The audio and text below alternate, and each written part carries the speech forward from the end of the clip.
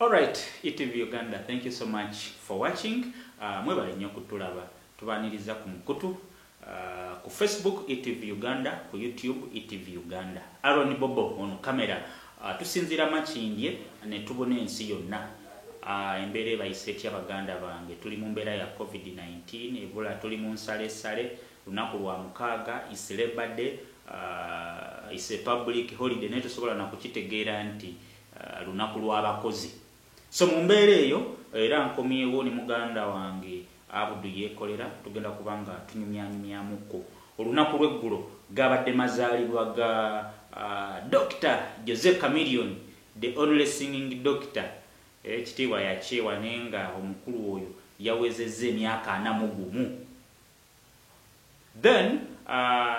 ne yaliko mutabanyi we Governor SC naye eggulo yawezezza emyaka gisategedde bulungi awo nenga emboze enkulu ya Jose Chameleone. Abudu yekolera bigenda bitya? Alhamdulillah. Kyekiriwo embere ku lunaku lw'eggulo twakomye kusisinkana lunaku lw'eggulo. Olunaku lw'eggulo yabadde birthday ya Jose Chameleone. Joseph. Birthday yabaddeko ebintu bingi. One, he got a surprise visit ku muntu gwe tuyinza okugamba nti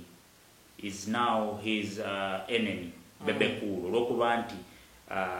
bazze bakolagana ne bawukana. He surprised him. Namuleetera birthday cake nga yakoleddwa Zuwena. Oyogera ku Zuwena. Zuwena amita Mami Zoe. Toyogera nga bwogezi Zuwena. Mami Zuwena yakoledde Jose Chameleone cake. Bebe Cool mwennyini n'agidelivaringa cake eyo. What does this mean? Can we send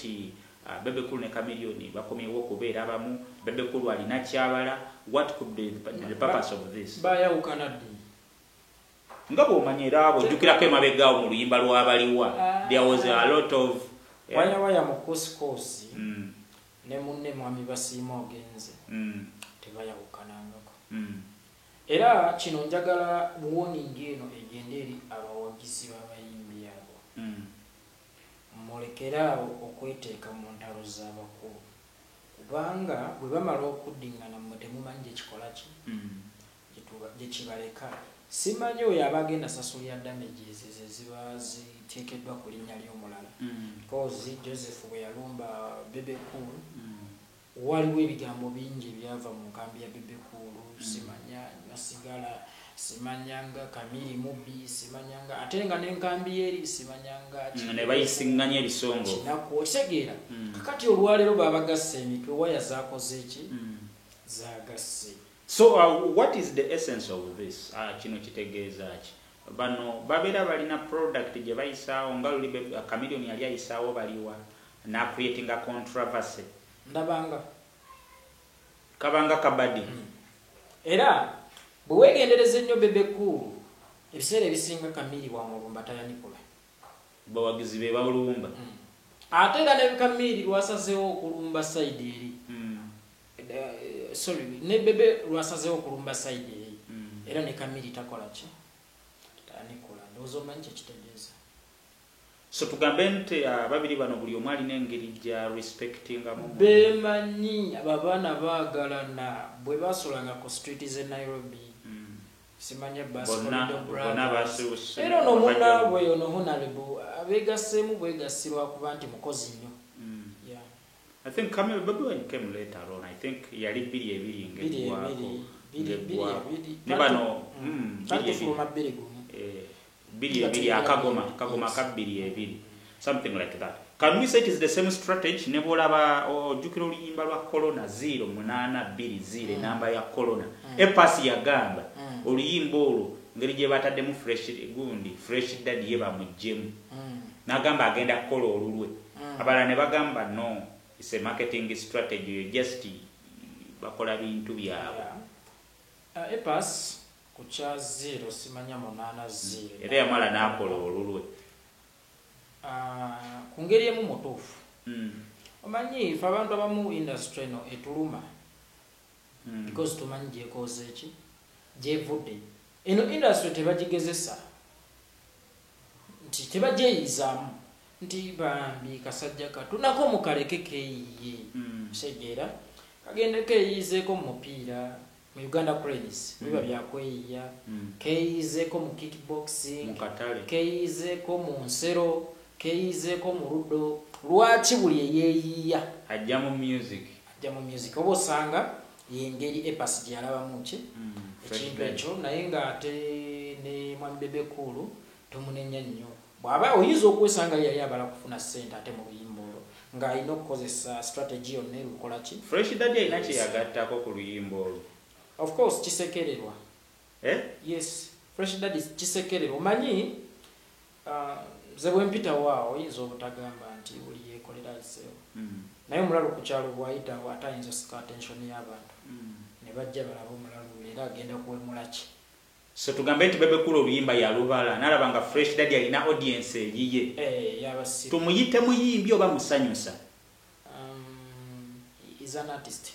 that's what I can say but he is not a musician Fresh Daddy he is an artist but he is not a musician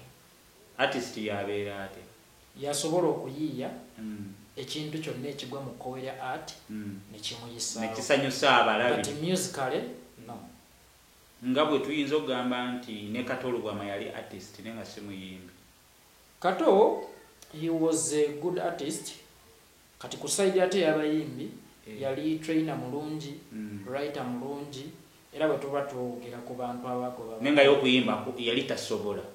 sitasobola yali tamanyiddeeko ddala yali mulungi mu kuwa direction yimba oti omutima gwali gwagala naye nga talina busobozi yalina ekitone kirala nnyo omanyi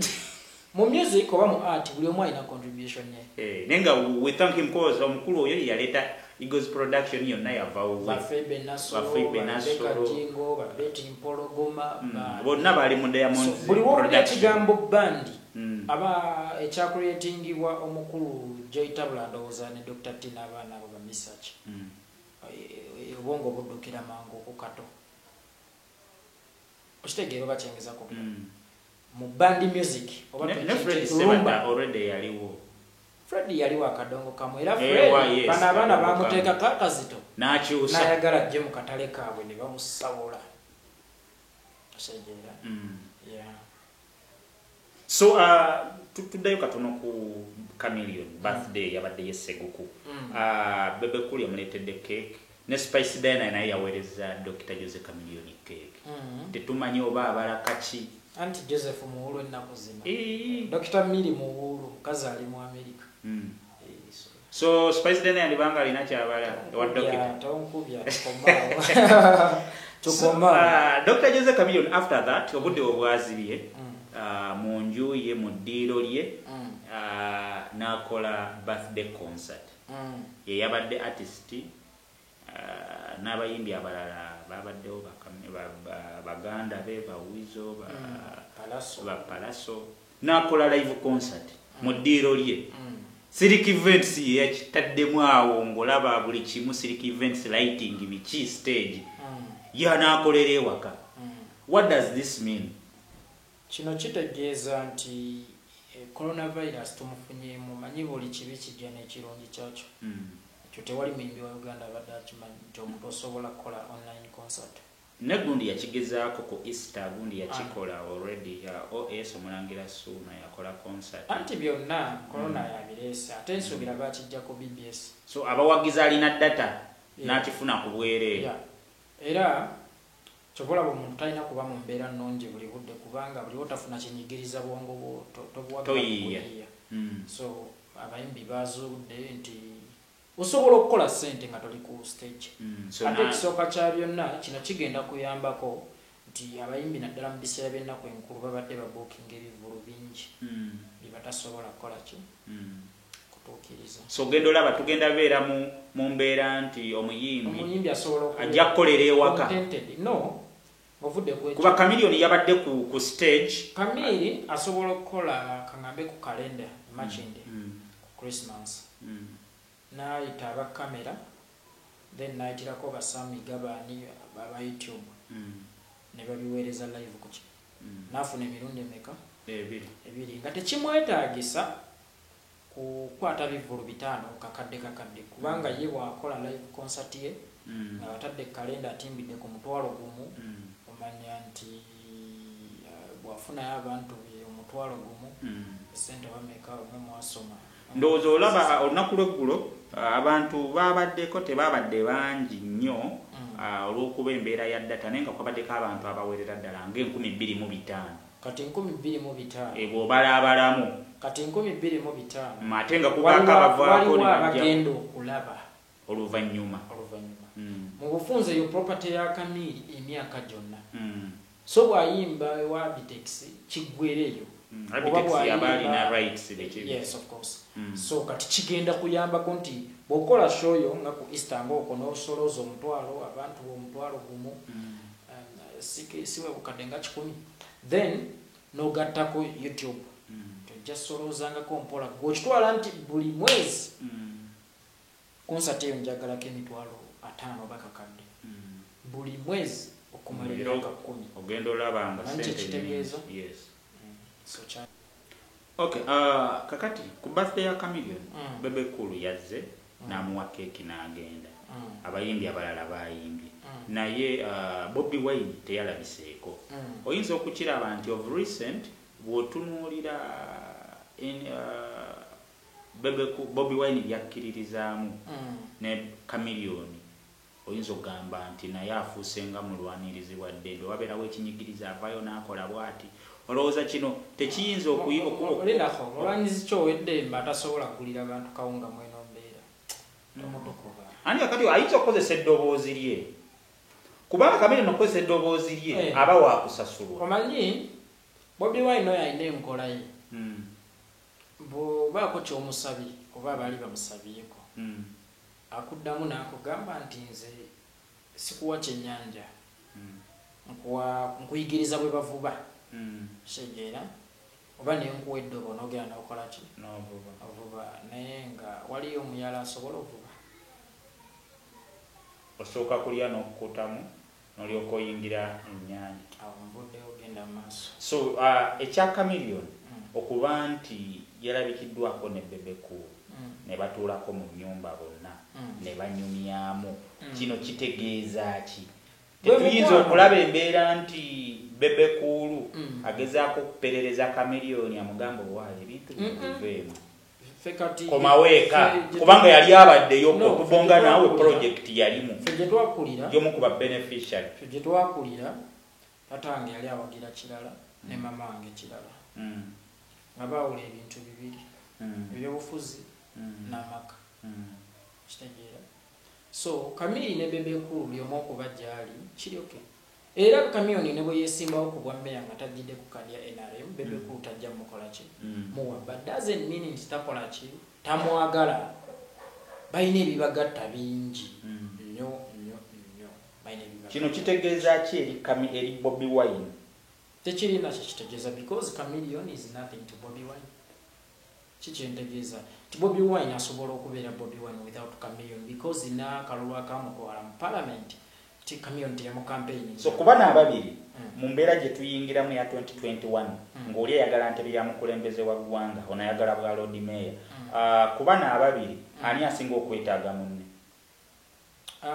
mu mbeera ya bulijjo buli omu aba yeetaaga munne wabula ate wabaawo asinga okwetaaga munne Bobi Wine asobola okuba Bobi Wine without Joseph naye ate Joseph amanyi kitegeeza Bobi Wine okugamba nti ono bamuwe segeera so in that yensonga lwaki Chameleone yeetaaga nnyo Bobi Wine Chameleone akyalemereddwa okusalawo oba asigale mu DP oba agende mu people power agende wamukolera anti yensonga lwaki akyalemeddwa okuba omulambulukufu DP tebagimutungirako kaliba nti ne President Museveni yali wa DP ekirala nti oyo Bobi Wine yagezaako okusaba ku kaadi ya DP mukulonda kwa 2017 ekyadondo ne bagimumma olwaleero DP eriwa mu byobufuzi bya Uganda Bobi Wine aliwa Bobi Wine muntu omu wamaanyi okusinga ekibiina kya DP mu ggwanga lyonna ekibiina kirina ababaka mu paliamenti Bobi Wine muntu omu wamaanyi okusinga ekibiina kya DP mu Uganda because Bobi Wine asobola okukola amawulire mu byobufuzi by'eggwanga DP geeta kyasobola kukola ng'ekiki gundi ngagakola Batimao ngakoze iki nakyo kimatali ngakoze iki abeerayo manyi osobola okukola amawulire ng'ofuse ku kkubo osobola okukola amawulire nga kutaaka mawulire kigokoze kyekisinga obuki gali mu layini gy'olimu mu layini y'ebyobufuzi Bobi Wine alabika avuganya NRM amaanyi gayo ng'ekibiina singa Museveni yensonga lwaki tuyinza okugamba nti nyinza okukanya nawe mu ngeri emu nti abantu bangi abafunye emirimu olwa Bobi Wine babebekulu si babebekulu abo tobabala bakusaasira ate temukisussa nnyo bannange bwemba njogedde ku Bobi Wine saagala mukisusse nnyo no kubanga temumuwanika ate tebaaliwo abo baaliwo bebekulu yakola oluyimba lwa Mwami Museveni mu 2006 nga Bobi Wine tanalowooza nako byabufuzi mugumenti twagala kugisa yes that's right abadde wa NRM ate abadde wa NRM nekyeŋŋamba nti okubawa ebifo bano bafulu figa bano bakusaasira babuchamaani kati babuchamaani bafunye emirimu bafulu figa bafunye emirimu bakusaasira kafe yaliyo ate teyalina mulimu gwa presidential advisor yaliyo naye nga si mutongole omanyi kati presidential advisor amu advising ki kati tunulya kusaasira n'obwakusaasira kati agambe ki Museveni nti ekintu abayimbi ba Golden beeroga muzeyingira mu bintu bino Maureen Nantume aloga station oba station aloga Nantume kyasobola omu advising bagundi mulekeraawo era kino nkikubuulira bwe bakuyita nga haji nga toli haji olwananga nnyo ofuuke haji mulekeraawo okutambulanga ne tayito enjereere mulekeraawo okubaleetera obusero obubikiddwako naye nga munda temuli kikola ki naye nga abasajja bano bogamba ebifo baabifuna ekirungi nakyo bewamulaba ekirungi nakyo bewamulaba bweyannyonnyola n'agamba ffe tetubamanyi mu mpapula za State House si bakozi naye baamala ne bafuna empapula emabegaabo kale tubasanyukirako so kino Chameleone kimulese olowooza abawagizi be tebayinza okugamba n'omusajja ono storage Chameleone nga bwali Chameleone era nawolovu yennyini akyukakyuka osuubira bannakampala bayinza omwesiga okugjako nga basiru ate tuyinza bayinza obutamwesiga kuba abasiru be basinga mu nsi kubanga Jose Chameleone muyimbi ayagala funa identity yakubiri abeere politician kakati tosuubira Jose Chameleone okukyawa mikwano gye bwe bakimakinga bwe bastrugglinga mwabagala okuwa Chameleone akalulu oba osanga mumulabye Chameleone kusejeera wabula yamanyi butya bwe yakimakinga okufuuka Chameleone yamanyi baani abamubeererawo mu okumwagala ate era mu abawagizi kino nkibagamba naddala babayimbi temulina nnyo obuvunaanyizibwa ku bayimbi mulekeraawo tuwoganira simanya gundi tukuwagidde ebbanga mugende muwagire Master Parody mugende muwagire Kyotikayo mugende muwagire Kirevaji muwagira muntu alina kyakola ki kyabawadde omuyimbi alinga taxi bwebeera ku luguudo bagirinnya naye bwevaako teri aginoonya teri amanya yabufudde biki teri ateekana initiative gamba oba taxi gyeninye namba ki so kati tuyingira 2021 Chameleone ajja kubwa mmeeya nga bw'agamba naye bw'otunuulira abantu abamuliko Erias Lukwago tanalaga nti annyuka alinga akomawo ye musajja ndowooza ekisanja ekiwedde eyayitamu nga takubye na campaign ng'atambulira butambulizi Besigye w'abeera kati wano saagala nnyo kuyingira nnyo deep mu politics kati okay nina ekintu kyendeeta naye kyanaku ti omuntu asobola okuyimirira kadaala nagamba Museveni atufuze nnyo naye nga naye akafo mwali tayagala kukata naye nga naye ayagala okwogera kwalina entebe yeggwanga esooka ofiisi yeggwanga ekola ki esooka nti atufuze nnyo naye nga ye ka ofiisi ke oba kubwa chairman naye nga tayagala akakola ki naye akyaliko yajja ne Museveni kikyentegeeza ti bannabyabufuzi mubali akawaani bali mu business zaabwe siwagira Museveni negwe manya negwe oyagala okuleeta alinga Museveni bwana enjawulo eriwo ajja kujja n'omulembe gwe nabo bakole ki baliyemu banyunyunte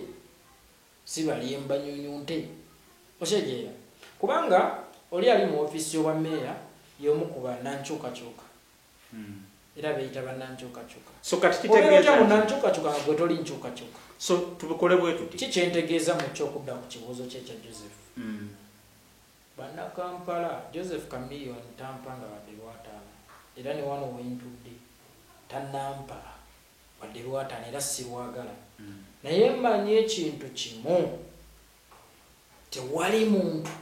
amanyi bannakampala nga Chameleone abakuliddemu tewali muntu amanyi bannakampala mbeera mbi gye balimu nga Chameleone yagibeeramukko tewali muntu amanyi bwe basiiba njala Kampala nga Chameleone yagisiibirako e Kampala kikyentegeeza Chameleone muntu mutuufu kati labayo omanyi abaana mutuufu yes kyagenda mu maaso abaana bano babanyooma nnyo olw'endabika yaabwe basibi b'amaviiri baki naye nze kambawo ekyokulabirako ekitonotono abaana abo obuyaayi bwabali kungulu naye nga munda ba gentleman Jose Chameleone yakuba embaga nga wa myaka 27 Lord Fred Sebatata kubanga ku mbaga so nga ye gentleman yes in fact Jose Chameleone Bobi Wine yazimba ennyumba nga wa myaka 26 so nga erimu ku bikufuula omusajja maka mulimu abayimbi ba Kadongo Kamu abali abamaanyi nnyo nga bafa tebazimbye ku kino kikyentegeeza nti weewaawo bayaaye nga mwe mukiraba naye enkulaakulana mu bbo mwekola ki mweri kakati bano abaava ewaabwe Masaka yate batukulemberera Kampala so kati abantu bali bagende bakulembere Masaka otunuulira Chameleone ajja tetumanya ajjira ku kaadi ki oba ya DP oba yaki waliwo people power gwereeta Latifu Sebagala ava kubwe mu byayagala kujja kubwala nze ndowooza Chameleone ye yennyini kaadi ne teetaaga kaadi ya kibiina kyonna erinnya Chameleone linene okusinga pate yonna mu Uganda to take it from me so kati Elias Lukwago Latifu Sebagala Ali Haji ne Chameleone alinawo enkizaawo ng'ekintu aguddemu kigwe kati Latifu omuleese nga tunyumya ebyempologoma nga teekani oleese akamyu mu mbuzi z'empologoma bwe tuba twogera ku baana lyo bwa meeya e Kampala Chameleone ne Lukwago bagenda okunywera kacaayi ate oyo Latifu takkirizibwa wadde okusemba Latifu ragadi tubaze ku bbali bagende eri mu lusuku batyabe enku bagende bakolere ebyo so ekintu bakirekere Chameleone Chameleone agenda sigula omusajja bannange nze siringa akuutira omusajja akadingidde naye muyinze kino nkibabuulira erinnya Chameleone muyinza okuliraba nga ddene just mu music moka naye erinnya Chameleone ddene nnyo that's why omusajja kizibu osanga munnayuganda atamanyi Chameleone mu Uganda yonna teriyo I think teriyo atamanyi taliyo Uganda erimu abantu 180 teri atamanyi Chameleone kakati Balukwago bamanyiddwa wano ready ezogera Oluganda wezikoma nabo webakoma ready ezogera Oluganda alright ETV Uganda thank you so much for watching naye Bobi Wine tajenda ku mikolo gy'abanne omwana oyo ansobedde okuva amadaala lwe galinnya yapejjako omwana oyo birthday teyalabiseeko naye ndowooza kimunenyeza nnyo Bobi Wine takyevunaanyizibwako takyavunaanyizibwa na ku ntambula ze wakati alina ne ttiimu esalawo kyekyemanyi Bobi Wine ne kyanaalya si mukazi we kati yakisalawo asobola okusalawo nti ajja kulya katogo naye nga waliwo ate abakeeke bijja okulaba katuufu aleme kulya siyatabuka alright thank you so much that's where we are mbadde ne muganda wange Abudu yeekolera naye nga tugezaako okunyumyanyumyamu ku mbeera nga bweri mu ggwanga mwebale nnyo mwebalire